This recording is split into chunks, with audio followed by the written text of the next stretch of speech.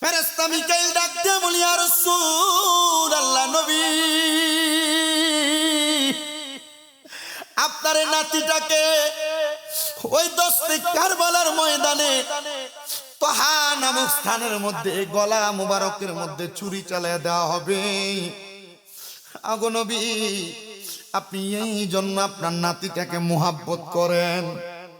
হযরতে মিকাইল বলেন, হ্যাঁ আল্লাহর হাবিব মুহাম্মদ রাসূলুল্লাহ সাল্লাল্লাহু আলাইহি ওয়াসাল্লাম, আপনি যদি চান আমি আপনাকে কারবালার ময়দানের ওই তোহা নামক স্থানের মাটি আপনাকে আমি হাদিয়া হিসেবে দিতে পারি। নবী আমার বলেন, হযরতে মিকাইল ফেরেশতা আমি নবীর কাছে তার হাতটা মাটির মধ্যে রাখলেন। আমি নবীর কাছে এক মুঠ মাটি প্রদান করলেন।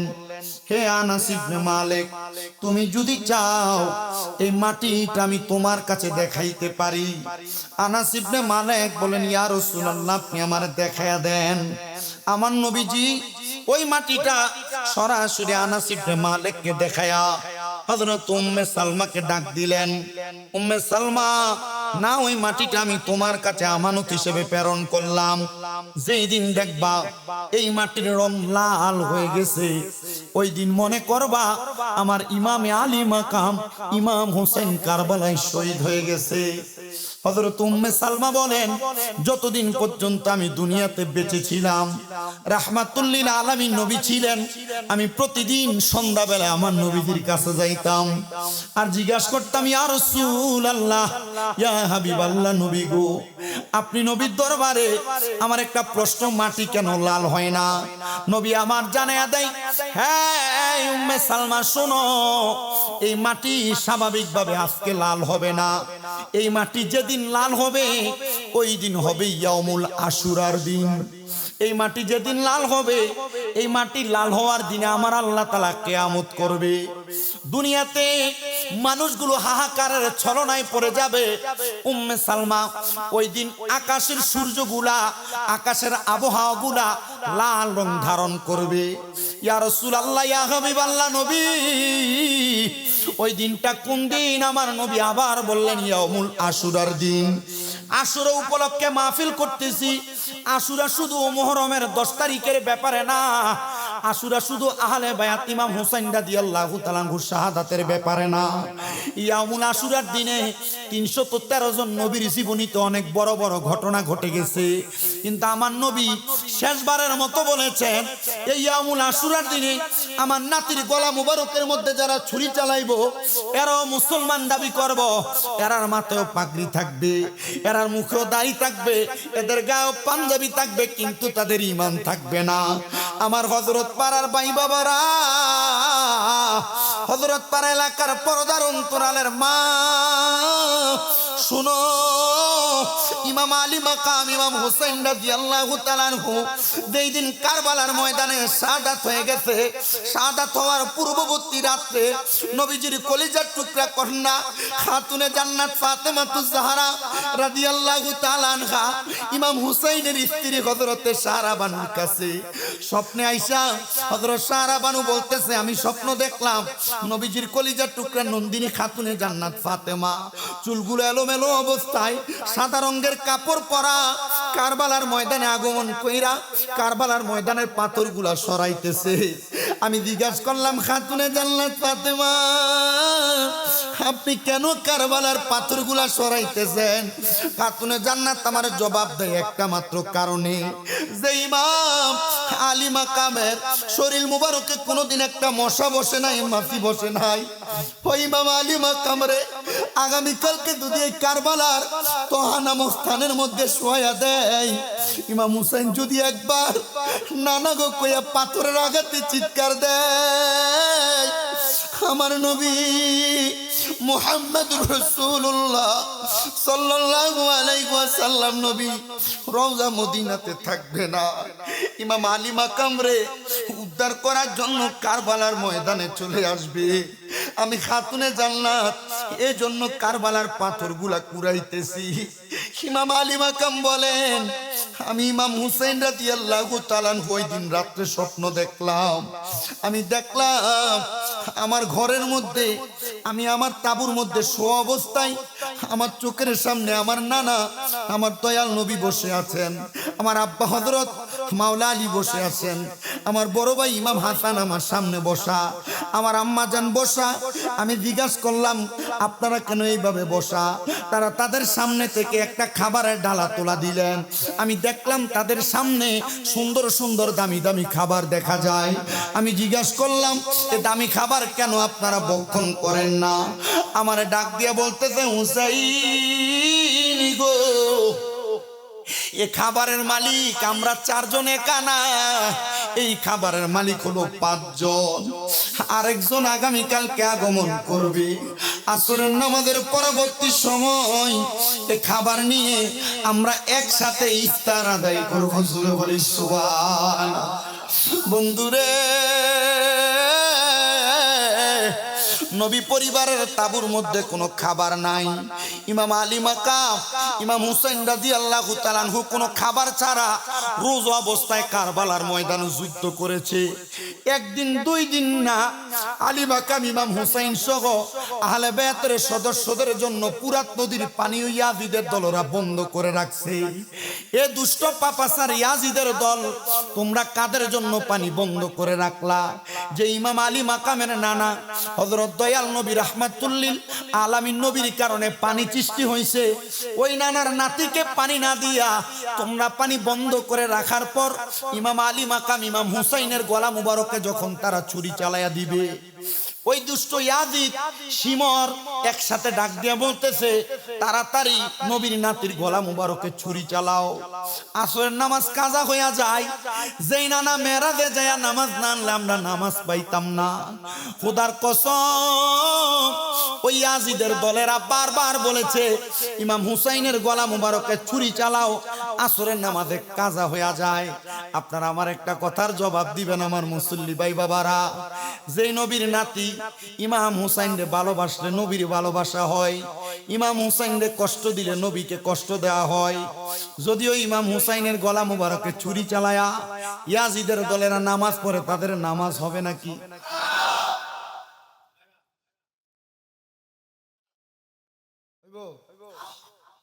আচ্ছা, এখন যদি কেউ আইসা বলে ওই ইয়াজিদরে কাফের বলো না মুসলমান বলো, কাফের বলা যাবে না, মানবেন? আচ্ছা, এখন যদি কেউ আইসা বলে ইয়াজিদ হাফেজে কোরআন ছিল, এটা মানা যাবে? এখন যদি কেউ আইসা বলে ইয়াজিদের নামের শেষে রাহমাতুল্লাহ আলাইহি লেখো, মানা যাবে? কেউ যদি আইসা বলে কারবালার ময়দানে ইয়াজিদের কোনো দোষ ছিল না, এটা কি মানা যাবে? আরে বাবা, এটা যত বড় আলেম হোক, যত বড় দাড়ি টুপি পাগড়িওয়ালা হোক না কেন, খোদার কসম মনে রাখতে হবে দাড়ি টুপি পাগড়ি পাঞ্জাবি দিয়ে আলেম যাচাই হয় না। কারণ নবীর নাতির গলা মুবারকে যারা ছুরি চালাইছে ওই ইয়াজিদের দলের ভিতরে 7000 কোরআনে হাফেজ ছিল। সুবহানাল্লাহ। নবীর নাতির গলা মুবারকে যে ইয়াজিদ ছুরি চালাইছে ওই ইয়াজিদের দলে 7000 কোরআনে হাফেজ ছিল। আর আমরা কোরআনে হাফেজ দেখলে পাগল হয়ে যাই। মাগো, হে কোরআন মুখস্থ করছে, এর কত দাম! আরে কোরআন মুখস্থ করলে শুধু দামি হয় না, এই কোরআন মুখস্থ করা হাফেজের সিনায় যদি আহলে বাইতে রাসূলের মুহাব্বত না থাকে, সে যদি পৃথিবীর সর্বশ্রেষ্ঠ কণ্ঠ সুরওয়ালা হাফেজে কোরআন হয়, তার পেছনে ইক্তেদা করা হারাম। কেন? কারণ নবীর নাতির মুহাব্বত। 2000 মুফতি আর মুহাদ্দিস ছিল, যারা কোরআন খুললেই ফতোয়া দিতে পারতেন। আচ্ছা, 2000 মুফতি মুহাদ্দিস থাইকা যদি নবীর নাতির গলা মুবারকে ছুরি চালায়া আমি যদি আয়েশা বলি আপনাকে আমি মুফতি, আমি মুহাদ্দিস, কিন্তু আমি নবীর নাতিকে গলা মুবারকে ছুরি যারা চালাইছে এদেরকে কাফের বলবো না, আপনারা আমার মানবেন কেন? আহলে বায়াতের মুহাব্বত। আমরা আশুরার মাহফিল করার একটা উদ্দেশ্য যে হুজুর সব মাহফিল হয়, আশুরার মাহফিল কেন সুন্নিরা বেশি বেশি করে? সুন্নিরা বেশি করে না? দেখবেন ওহাবি বাতিল খারিজি যারা, এরা বদরের যুদ্ধের ওয়াজ করে, উহুদের যুদ্ধের ওয়াজ করে, খন্দকের যুদ্ধের ওয়াজ করে, হুনাইনের যুদ্ধের ওয়াজ করে, সোনা বন্ধু কারবালার যুদ্ধের ওয়াজ করে না। কথা বলেন, বদরের যুদ্ধের ওয়াজ করলি, খন্দকের যুদ্ধের ওয়াজ করলি, উহুদের যুদ্ধের ওয়াজ করলি, হুনাইনের যুদ্ধের ওয়াজ করলি, কারবালার যুদ্ধের ওয়াজ করলি না কেন? বলে কারবালার যুদ্ধের ওয়াজ করলে নবীর ইলমে গায়েব জানে, এই কথা বলা লাগবে। এই জন্য করে না, কারণ তাদের সিনায় আল্লাহ মোহর মেরে দিছে। যারা নবীর কারবালার মুহাব্বতের ওয়াজ করবে না, এদের পেছনে ইক্তেদা করা যাবে না, এদের পেছনে নামাজ পড়া হারাম, এদেরকে সালাম দেওয়া হারাম। তার হাত তুলে বলি ঠিক না বেঠি?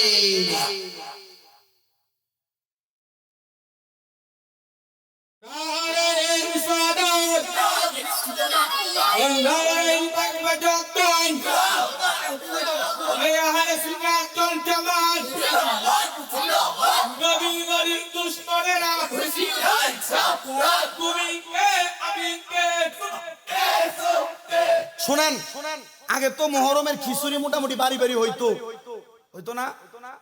মসজিদও আইতো না? এই জনের বাড়ি তো এই জনের বাড়িতে হইতো না? ফতুয়া চালু হয়ে গেছে বেদাত, সবে বরাতের হালুয়ার উড়িও বেদাত। তো সব বেদাত 21 তারিখ আশুরাতে খিচুড়ি করে বিরিয়ানি করে আশুরার মাহফিল করে মানুষ এই জন্য খাওয়াই, আমরা খাওয়াই বুঝাই। আমরা যারা হুসাইনি, নবীর নাতি ইমাম হুসাইন রাদিয়াল্লাহু তাআলা আনহুর তাবুর মধ্যে যখন পানি নাই, হযরত আলী আসগরের জিহ্বায় যখন পানি নাই, ইমাম আলী মাকাম ইমাম হুসাইনের শুকনা জিহ্বা মুবারক আলী আসগরের জিহ্বার ভিতরে মুখের মধ্যে দিছে। হযরত আলী আসগর বারবার চুষছে, একটা ফোঁটা পানি পায় নাই। হযরত আলী আসগরকে ইমাম হুসাইন বলছে, দুনিয়ার পানি পান করা লাগবে না, আমার নানা মুহাম্মদুর রাসূলুল্লাহ জান্নাতের পানি নিয়ে তোমার জন্য অপেক্ষা করে। জোরে বলেন সুবহানাল্লাহ। আলী আসগরকে বারবার ডাক দিছে, বসে নিয়ে আসেন পানি দিব, দেয় নাই। কি করে নাই? দেয় নাই, পানি দেয় নাই। হযরত ইমাম হুসাইন পাকের আরেক সন্তান হযরত ইমাম আলী আকবর, হযরত ইমাম আলী আকবর, উনি বলছে, আব্বা আপনি আমার অনুমতি দেন, আমি যাই পানির জন্য। আলী আকবর গেছেন, এরা ইমাম আলী আকবরের সামনে আসছে। ইমাম আলী আকবর একসাথে 90 জনের কল্লা ফলাইছে। কয়জন? 90 জনের কল্লা ফলাইছে। আলী আকবর দৌড়ে আসছে ইমাম হুসাইনের পাকের কাছে। ইমাম হুসাইন, একটা ফোঁটা পানি যদি দিতে পারেন, আল্লাহর কসম করে বলি, আমার সামনে একটা কাফের ইয়াজিদ তার গর্দান নিয়ে ফিরতে পারবে না। হযরত ইমাম হুসাইন তার চেহারার দিকে তাকিয়ে চোখের পানি ছেড়ে দিছে, কান্না করে আর বলছে, হে আলী আকবর, তুমি আমার কাছ থেকে পানি চাও, আমি তো তোমারে পানি দিতে পারবো না, তবে আমার নানা মুহাম্মদুর রাসূলুল্লাহ তোমার হাউজে কাউসারের পানি পান করাইব। চলে গেছে হযরত ইমাম আলী আকবর। হযরত আব্বাস আলমদার আহলে বায়াতের প্রেমিক ছিলেন। আপনারা কারবালার ঘটনা বলতে গেলে লম্বা হবে, শুধু একটু সংক্ষিপ্ত বলতেছি। হযরত ইমাম আব্বাস আলমদার আহলে বায়াতের মুহাব্বত ওয়ালা সবচাইতে সাচ্চা আশিক রাসূল ছিলেন। হযরত আব্বাস আলমদার পানির জন্য গেছে। সংসারের পরিবারের গোষ্ঠীর সবাই লোকে ঝগড়া থাকলে একজনের লোকে ভালো থাকে, তাই না? আব্বাস আলমদার যাওয়াতে ইয়াজিদের দল ওনাকে পানি দিচ্ছে। হযরত আব্বাস আলমদার পানি পান করতে চাইছে। উনি পানি যখন পান করে, হযরত আব্বাস আলমদার বলে, পানিটা মুখের কাছে নিলে আমার ইমাম হুসাইনের কথা মনে হয়ে যায়। পানিটা মুখের কাছে নিলে হযরত আলী আসগরের কথা মনে হয়। পানিটা মুখের কাছে নিলে জয়নাল আবেদিন অসুস্থ, জ্বরে পড়ে রয়েছে, কাতরাইতেছে, উঠতে পারতেছে না, ওনার কথা মনে হয়। পানিটা মুখের কাছে নিলে হযরতে সাহারা বানু, ওনার কথা মনে হয়। পানিটা মুখের কাছে নিলে ইমাম কাসেমের স্ত্রী হযরত সকিনার কথা মনে হয়। পানিটা মুখের কাছে নিলে হযরত জয়নবের কথা মনে হয়, ইমাম হুসাইনের বোন। আমি পানিটা পান করতে পারি নাই। আমি একটা মশক লয়ে গেছি, মশকে পানিটা ঢুকে সামনের দিকে আমু ইবনে জিয়াদ ডাক দিয়ে কয়, এই আব্বাস আলমদার, পানি নিয়ে সামনে যাইতে পারবে না। বলে কেন? বলে তুমি পুরা নদীর পানি খাইয়া শেষ করো, তবে নবী পরিবারের পানি দেওয়া যাবে না।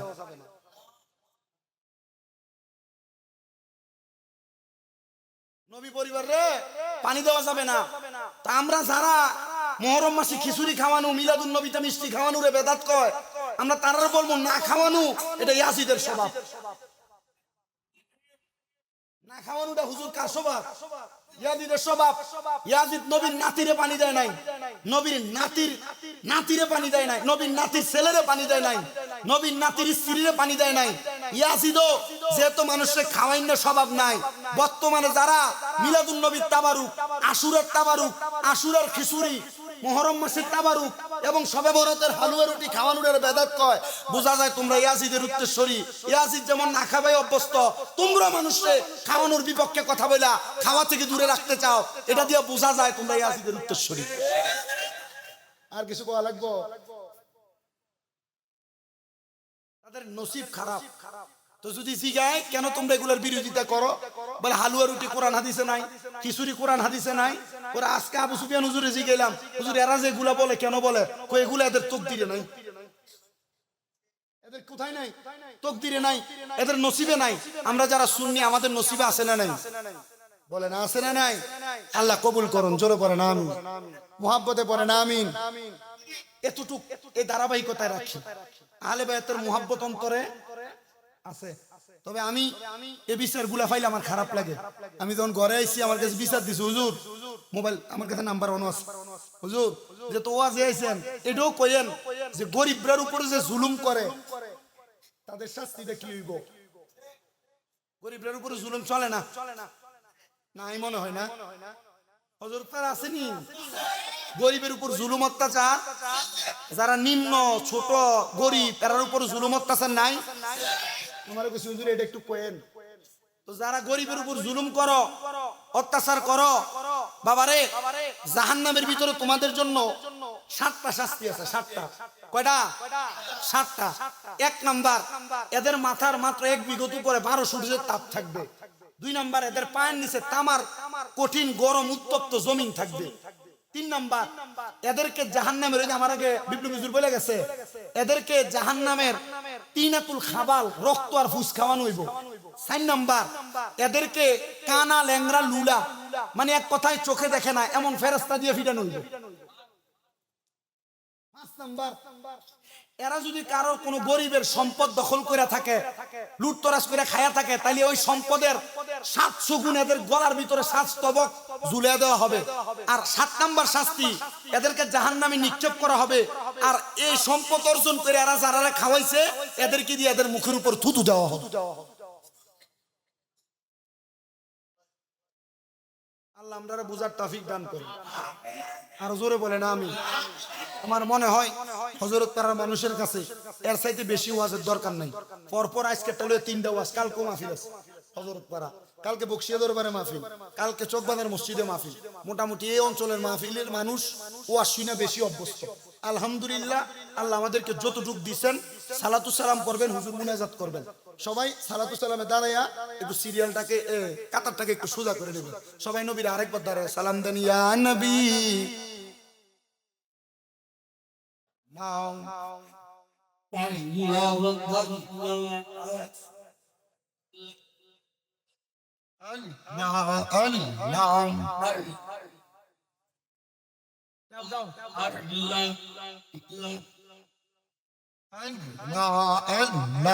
কারবালাতে হোসেন শহীদ নবীজি যার নানা ইয়াজিদের প্রশংসা করলে ঈমান থাকতে পারে না।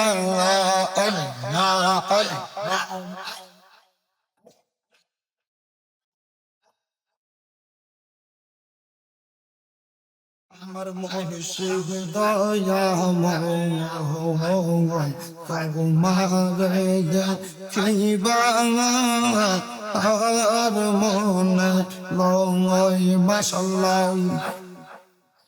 আমার মুর্শিদ দয়াময় আমার বান্দাবি দয়াময় কাগুমারে দেখিবা আর মনে লয় মারহাবা। তোমারে না দেখলে আমার মনে লাগে বয় বাজানো। আমার মুর্শিদ দয়াময় তোমারে দেখিবা আর মনে লয় মাশাআল্লাহ। আইরে কদম ডালে বর্ষা বইয়াল বাজায় নামে বাসি মারহাবা। সুর শুনিয়া পাগল হইয়া চুইটা আসিবার জানো আমার বলছি দয়া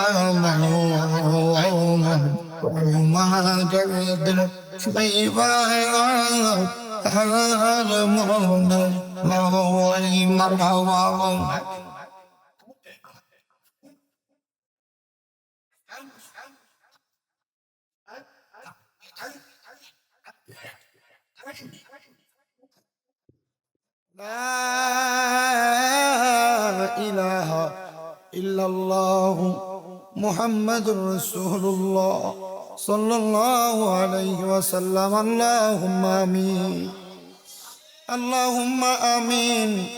আলহামদুলিল্লাহি রাব্বিল আলামিন। আসসালাতু ওয়াসসালামু আলা রাসূলিহিল কারীম।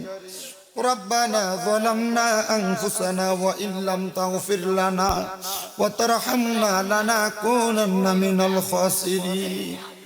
মাবুদো ও দয়াল আল্লাহ, একটু রহমতের নজর করে তাকায়া দেখেন গো আল্লাহ। কুমিল্লার হযরত পাড়া ইমাম হুসাইন রাদিয়াল্লাহু তাআলা আনহু যুব ফোরাম কর্তৃক আয়োজিত পবিত্র আশুরা উপলক্ষে পঞ্চম বাৎসরিক ওয়াজ দোয়ার মাহফিল সাজাইয়া এ এলাকার আলেম সমাজ, দাড়ি পাকা মুরব্বী বাবারা, যুবক নওজোয়ান ভাইয়েরা, ছোট ছোট মাসুম বাচ্চারা, পর্দার অন্তরালের মা বোনেরা, জীবনের গুনাহগুলা মাপ চাইয়া আল্লাহ গভীর রজনীতে তোমার দরবারে হাত বাড়াইছে। যার হাত তোমার দরবারে মায়া লাগে, পছন্দ হয়, ওই হাতের উসিলা আমাদের প্রত্যেকের জীবনের গুনাহ মাফ কইরা দাও। রে আমার এই হযরত পাড়া এলাকার মা বোনেরা গো, মাইকের আওয়াজ তোমাদের কানে যায়নি গো মা।